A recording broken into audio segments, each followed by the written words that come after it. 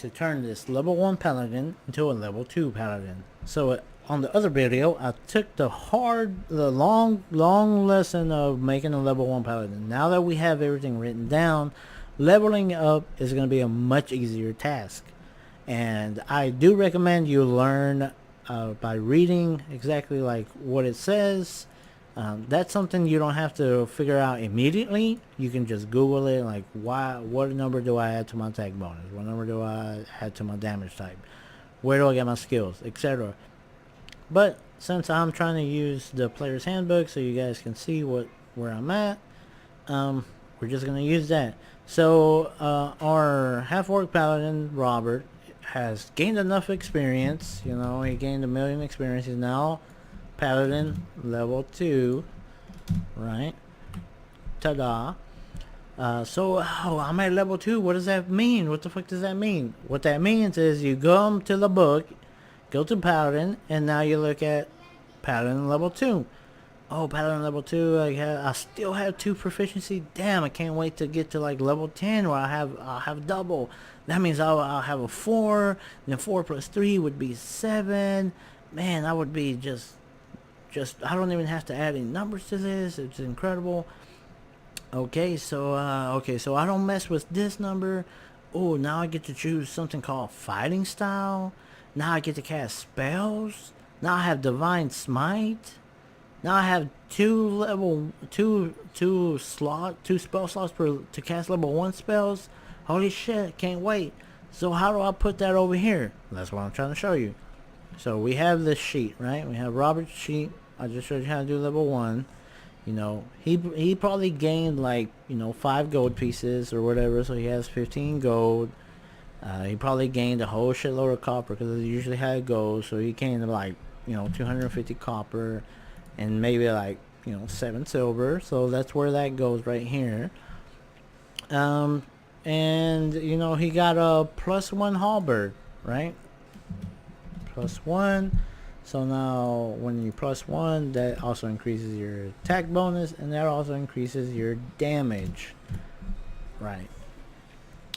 So not only did he do that, but now he has a fighting style. Okay, what the fuck does that mean? Let's go down here. Okay, so I remember doing divine sense, lay on hands. Oh, look, it says fighting style. It's almost as if it's written like column to column, because it is. So it says fighting style at 2nd level. Oh, I just reached 2nd level. Okay, you can take a fighting style option more than once. Okay, but since I'm not multi-classed into something else that gives me another fighting style, I'm just gonna, I'm fine. I don't have to worry about that rule. But I can pick a fighting style from any of these, right? So I'm like, oh, which one sounds good? Oh, I can bump up my AC. Am I getting hit a lot? Does the DM roll real high when he's fighting me? Maybe I need to bump up my AC and make it harder for him. Do I fight with one melee weapon and a shield, or not? I'm not a 2-weapon fighter. No, I fight with a 2-handed weapon. Okay, so great weapon fighting. Let's see what that say. Oh yeah, I can re-roll a 1 or 2 on damage die for an attack I make with a melee weapon that you're wielding with 2 hands. Oh shit, I fight with a 2-handed weapon. That sounds good. What else? That you're wielding with 2 hands. You can re-roll the die and use the new roll. The weapon must have the 2-handed or versatile property for you to gain this benefit. Oh shit, I have the 2-handed property right here, and my halberd's now +1. That sounds amazing, because if I'm rolling poorly when I damage, and if I roll a 1 or 2, then I can re-roll it because of this new thing that I get as a paladin called a fighting style. Yeah, that sounds cool. But let's read the last one. It says, protection. Other than you can use your reaction to oppose. You must be wielding a shield. Well, I don't use a shield. So the things that I could only do are defense and great weapon fighting. Well, there's like 6 other players, and everybody seems to get hit a lot, but not a lot of people are doing damage. So I think I'm just gonna take great weapon fighting. So now I just copy this, I come over here, I add it to my feats. I know this column looks, super janky, but that's just how it is. You know, usually you get another paper and you just print them out. So, and once you remember them, you don't have to go back to read them. All right, so yeah. So, okay, am I done? Let me double check. No, oh shit, I forgot to get spellcasting Divine Smite. Holy shit, time to cast spells. Alright, so second level, I have learned to cast spells through meditation, almost like a cleric does. I can skip to chapter 10 to learn the rules. Oh, chapter 10, that sounds like something I might want to read. Chapter 11, let's see. Oh, chapter 10, spell casting. Yeah, I definitely want to just glimpse over that. Chapter 11 for the spells I have. Oh, okay, yeah, okay, so chapter 11 has the spells I can learn. Okay, so what exactly does that mean? And then it says, to cast my spell at first level, I have to spend a spell slot. I regain my spell slots after a long rest. Oh man, I need to write that down somewhere. Make sure that I have that memorized. Okay, what else? Do I have a sheet? I think I have a sheet. Oh, okay, there's a sheet right here. Oh, what does that mean? What does this do? You can change your prepared from your list of prepared spells. Okay. You can change your preparing a new list of patterns requires time. At least 1 minute per spell level. Oh shit, okay, hold on. Equal to your charisma modifier plus half your paladin level. Oh shit, so that means I can only choose... Oh, so that's why I need a high charisma, because then I won't be able to have prepared spell slots. Ah, okay, so that means my charisma modifier is 2. But thank God I bumped that up from a +1 to a +2 when I was making my character, right? So I have 2, and half of my paladin level is 1, right? Because 2 divided by 2 is 1. So I can prepare 3 slots, 3 spells, right? Okay, so let me write that down. Paladin. Let's go up here. I can, prepare 3 spells, right? Okay, I can take at least 1 minute. After a long rest, I can change what spells I have prepared. As long as I spend 1 minute praying or meditating. Okay, so let's just keep going. I wrote that. Spellcasting ability. Charisma is your spellcasting ability for paladin spells. Oh, okay. That makes sense. Yeah, okay. You use your charisma spellcasting. In addition, you use your charisma.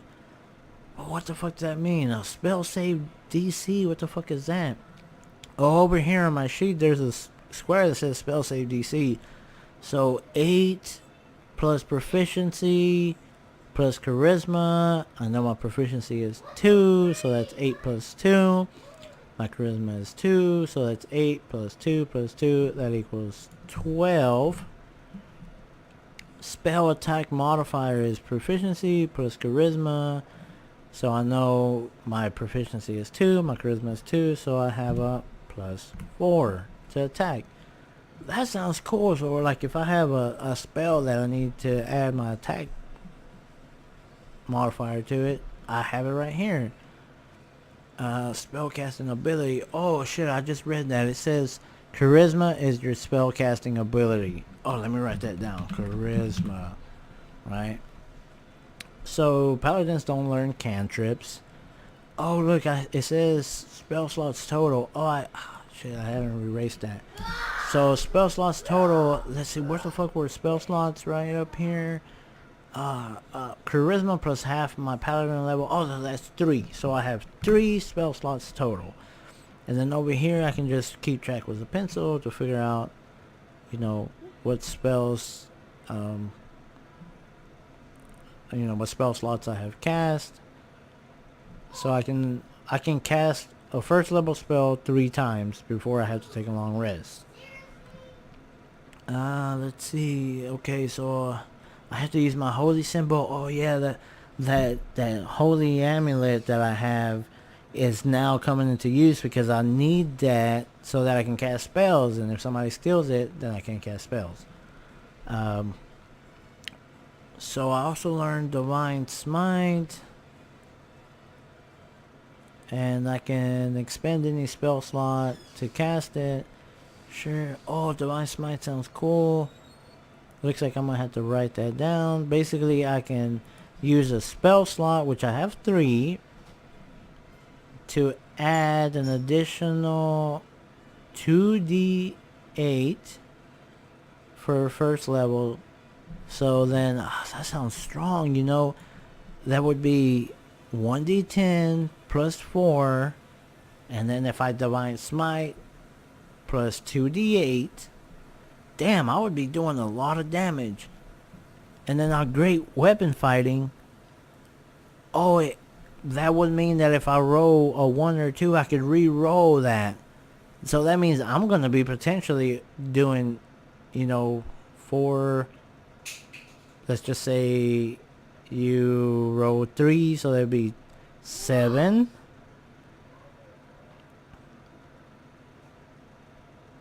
Oh, it says I must re-roll the dice. Oh, okay, so, I could pretend, instead of rolling 1, 2, 3, 4, instead of having 8 damage, I would be doing higher than 8 damage, probably. That sounds good.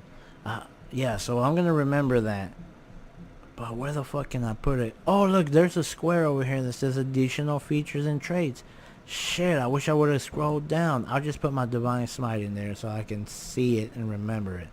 You know what, I'm going to come back up here and I'm going to, put my great weapons stuff down here, since I did just get that at level 2, right?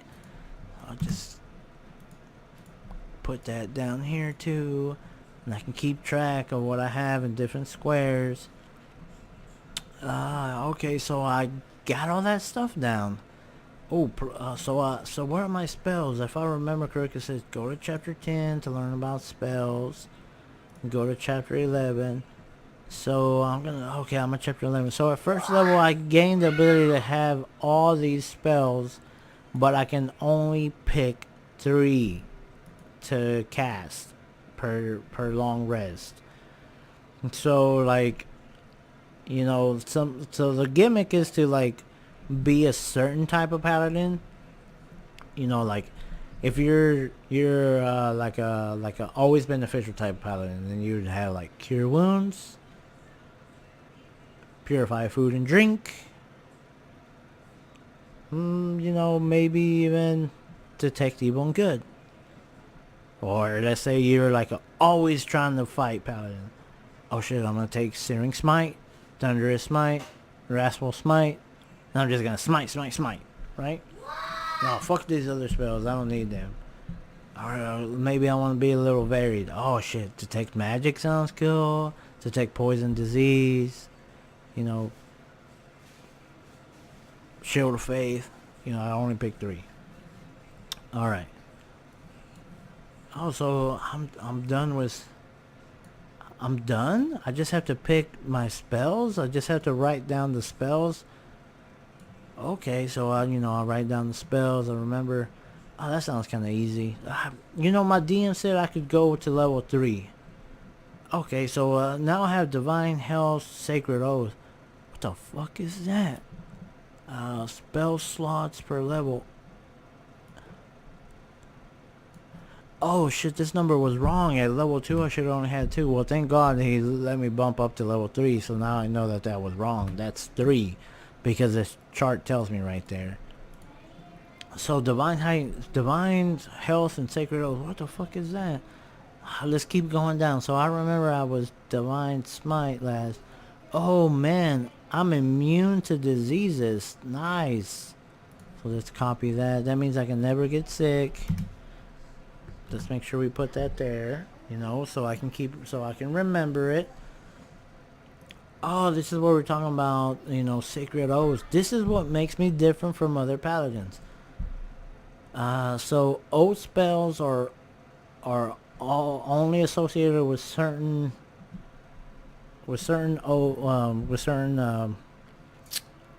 oaths. Oath spells are associated with certain oaths, but they're always prepared, so they don't take up your slot, right? So, I would have bumped this up to 3, right? His health would have gone up to, you would have added another 8 to that. Also, it would have been 12 plus 8 would have been 20 and for level 2. And then he would have added another 8. So that would have been 28. His hit dice would have jumped up to level 3, right? And we wouldn't have changed anything else because nothing else changes. I didn't gain an ability score increase, gain a level gold. I didn't gain any new abilities, right? I didn't gain any new feats.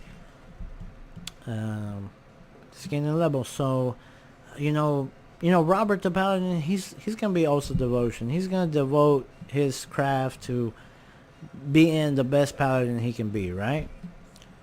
So what the fuck does that mean? So now I have prepared spells.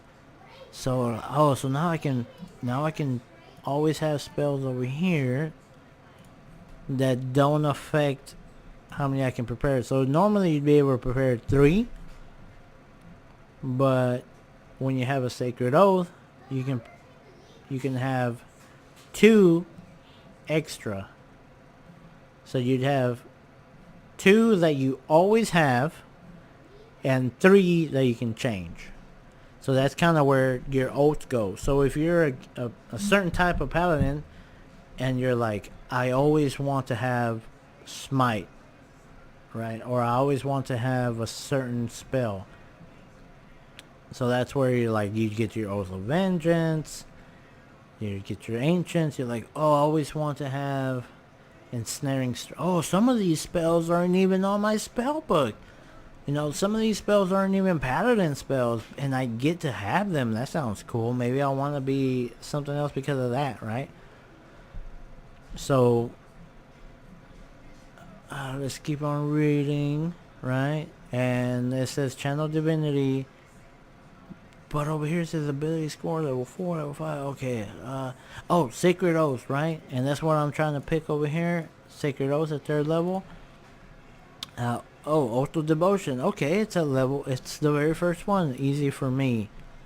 Also, this is what Oath of Devotion symbolizes. That's cool. So if I remember up here, it says I learned Oath spells, which I always have prepared, and don't count against the number of spells I can have prepared. If the old spell appears on a different list, it's considered a paladin spell. So, like for example, Speak with Animals isn't a paladin spell, it's a druid spell. But if I used it, it'd be considered a paladin spell because of my oath. So, I have 2 spells that I always have prepared, so they're level 1. Then I'll just come down here and make sure I keep track of that. Put it here, paste. Then I always have Sanctuary. Copy that, put that here, paste. Paste. Alright. Oh, so I have something called Channel Divinity.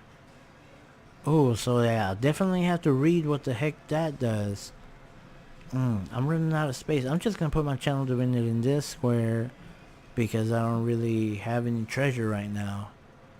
Okay, so let me copy whatever this says. Paste it. And then let me make sure I take all the stuff over here.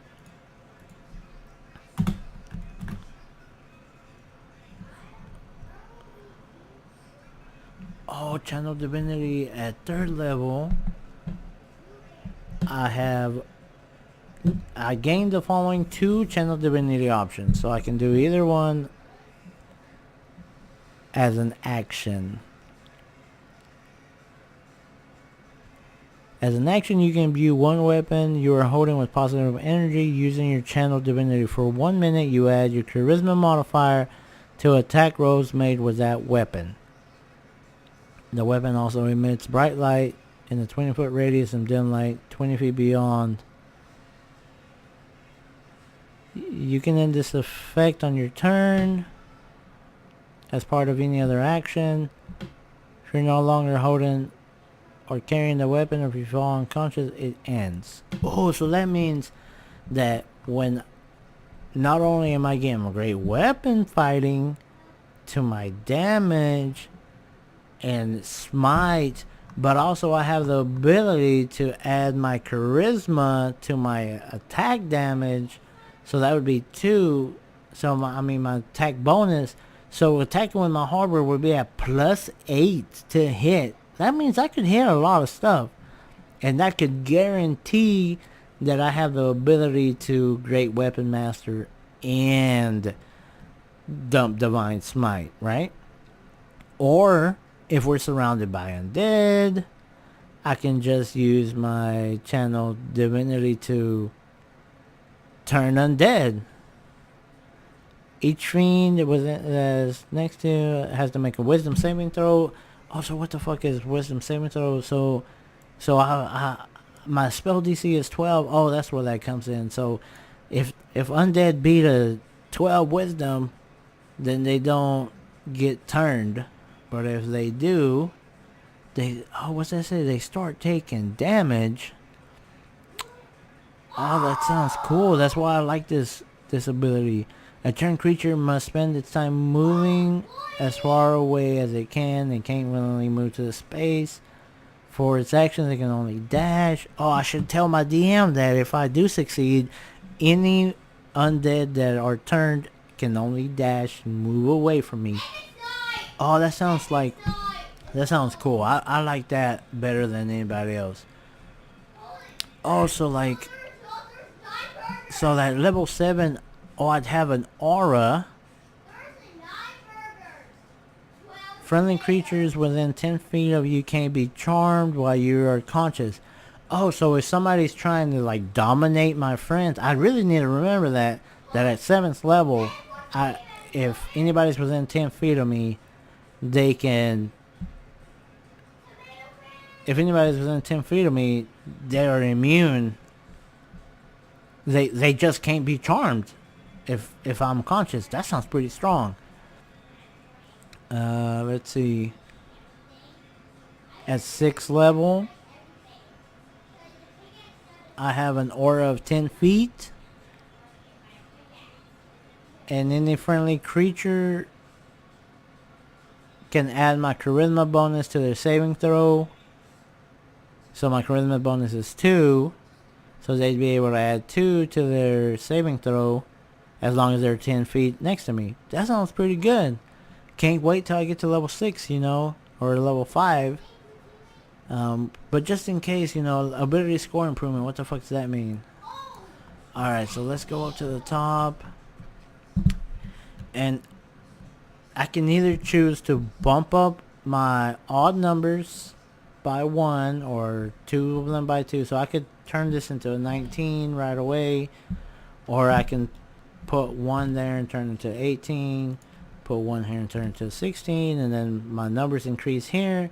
And because my numbers increase here, they would increase here and here. So, that would have been a +4. It'd be a +3. So then that would mean I'd have to come over here and update that. Come over here, update that. So that sounds pretty strong, right? I'd be able to get all my, I'd be able to increase my strength. So that would be 4, 5, 6, that'd be like, I'd be going up, and then my attack bonus would go up by 1 more. It'd be 7, and then that would be. Oh yeah, I had the wrong number. No, that would be 5 because it's a +1 weapon, and then I could use my channel divinity to add 2 to that, and so then I'd have a +9 to hit. Damn, that sounds pretty fucking strong. Now stuff is starting to add up together. I'm starting to feel more heroic. Or instead of bumping up these numbers, I could take what is called a feat. And so you have to know what you have to like think about what you want to be at that point, because you could say I just want to be like a more physical presence, so I'm just gonna keep pumping up these numbers, or I'm kind of lacking in something. I want to like change up my character just a little bit. Like I wish I could like run faster, or I wish that I could, you know, I don't know. I wish I could like act or something. And also like some of these feats, they also give you uh, an increase. So let's just say that Robert, the half orc paladin, wants to be super athletic. So he takes an athletic feat to more refine that he's an athletic type of person. So he takes this feat at level 4 instead of taking the plus 2 to instead of adding 2 to this score, he can add 1 to either his strength or dexterity, which sounds cool, because he would be at 17, he'd be able to plus 3, so I'd get to still bump that up to an 18. Still bump that up to 18, put that at 4. And not only did I do that, but, I can get up, only use 5 feet instead of half of my movement. Climbing, I can climb at normal speed. I can make a running long jump with just a 5 foot instead of 10 foot. I could jump over obstacles and stuff and get to people faster. And if people knock me down, they're not gonna be able to take advantage of me. But I'm using a two-handed weapon. It's a pole arm. I'm just gonna skip this. I want more damage. So I'll take pole arm master. Also, I have a halberd, and it says halberd here. I can use a bonus action to attack with the back of my weapon. That sounds good. I want to keep attacking. I don't really have a bonus action, so I take this instead of bumping up my score. Sadly, my score is still low. That's a plus 3, but I do get one more attack, which would be... Also, that's going to be 1d4 plus 3, So, I'm just going to... I don't even use this whip anymore. I'm just going to stow it, if I need to learn how to do with that whip, I'll learn it. But I'm just going to say, I took pole arm master, right? Hit enter. Do that. Took pole arm master at level 4. Oh.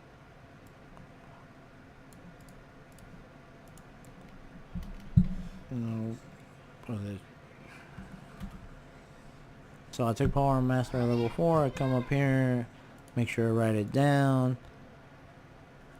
So it says, I'm gonna say, Paul. I'll just put bonus attack.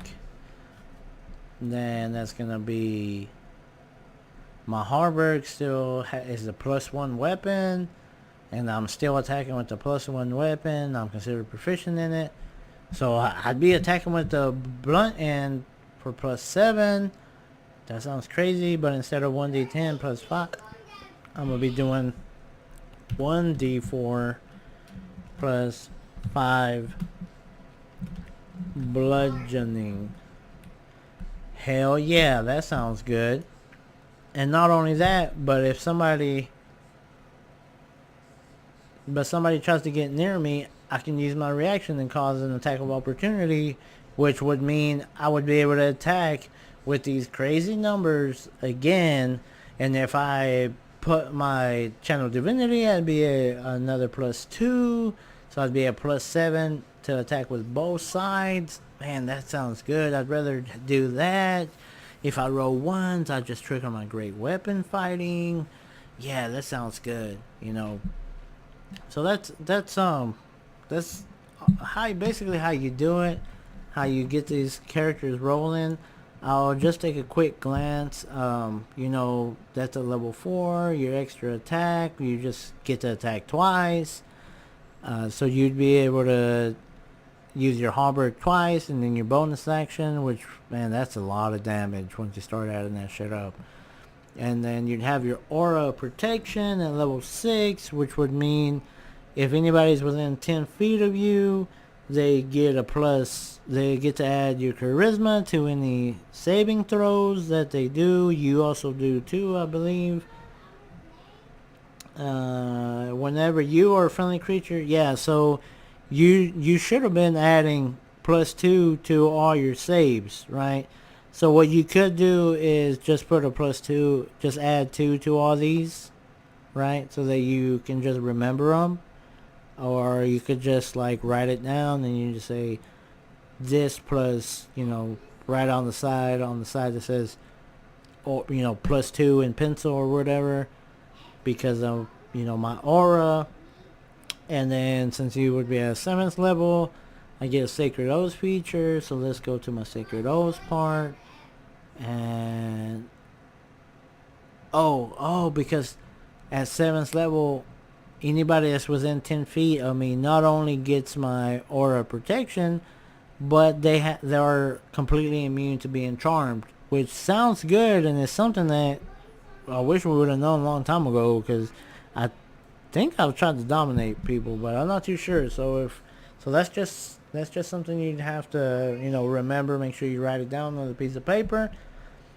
But anyways, these videos have been quite long and my throat is starting to hurt. Like I said, I had made 2 videos already that were about an hour long.